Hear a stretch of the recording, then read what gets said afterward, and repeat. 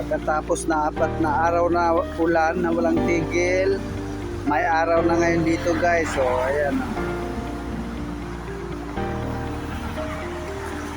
Pupunta ako ngayon ng ministry para asikasuhin ang aking biometric appearance para sa visa renewal.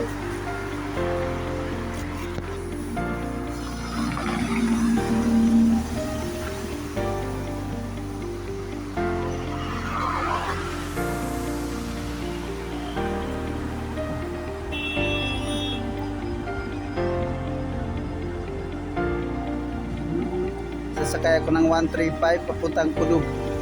So ipapakita ko sa inyo kung saan yung ministry sa mga Pilipinong bago dito sa Czech Republic. So sasakay na tayo.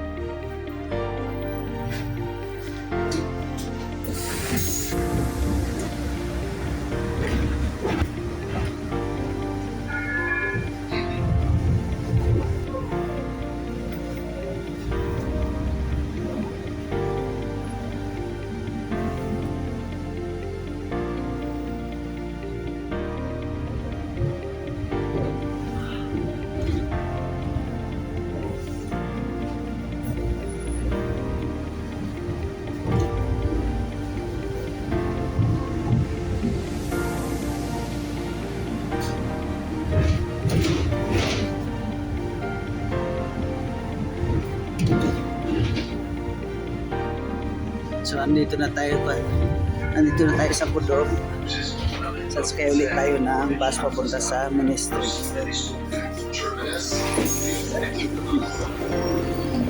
Ito na, andito na yung 197. Sasakay na tayo papunta sa ministry.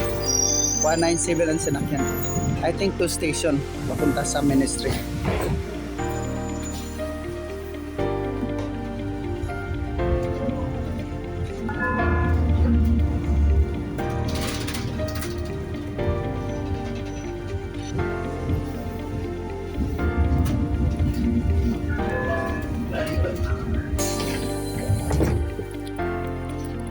So to station nga, ayan o. Pwede kayong sumakay ng 126 197 papunta sa ministry. So ayun ang ministry. Yan ang Kudug Ministry dito sa Prague, Czech Republic. Kung dito kayo na-assign sa Kudug, ito yung ministry. Ito station mula sa Kudug. Tayo doon sa kabila kasi ayan yung ministry. So tatawid tayo ngayon. So pagka ganitong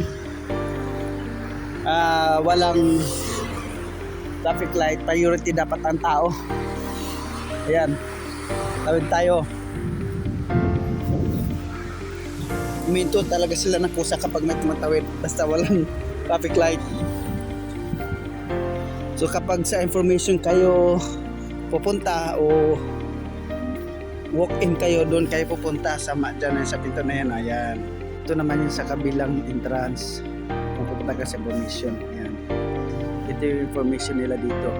Kung mapapansin nyo dito sa labas, walang mga picture. Ayan o, walang mga picture dito. Di kagaya sa Pilipinas, ang dami mga picture sa government agency sa Pilipinas. Hindi maalis-alis kasi nga may mga connection sa loob, mga corrupt, mga pulis, mga nasa loob ng ahensya.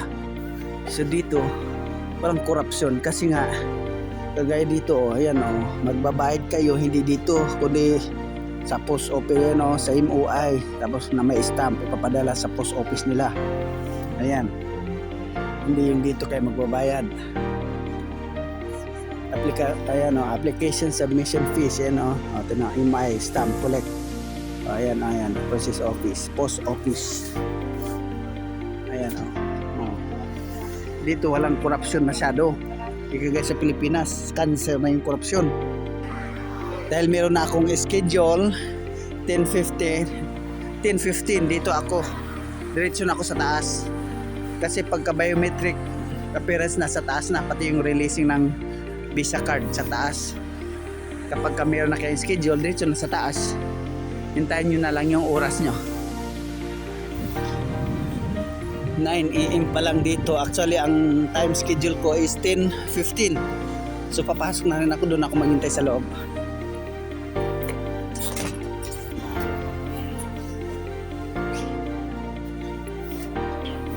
So akit na ako sa taas. So dito, marami ng tao.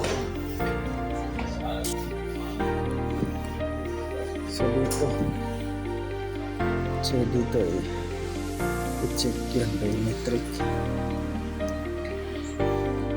So dito yung mga pangalan, schedule. Yung English dito, biometric. So next page. 10:15 sa akin. Wala pa yung 10:15. Check natin ulit kung meron na ba ang pangalan natin. 10:15. Ayay. 10:15. Ba't wala pa yung akin? 10:15. Ay, dito na. Ito na yung sa akin. 10:15. Ayan, kukunin natin. Yan. Ito na. Nakakuha na tayo ng number for 10:15. So, meron akong number. Kinabahan ako dahil hindi ko nakita kagad yung number ka. So, hintayin natin sa TV screen kung anong video tayo papasok. So, dito natin hintayin yung number natin na BO89, B089 yan. Pag tinawag yan, papasok na tayo. So, hanggang dito na lang kasi bawal sa loob. Bye-bye guys.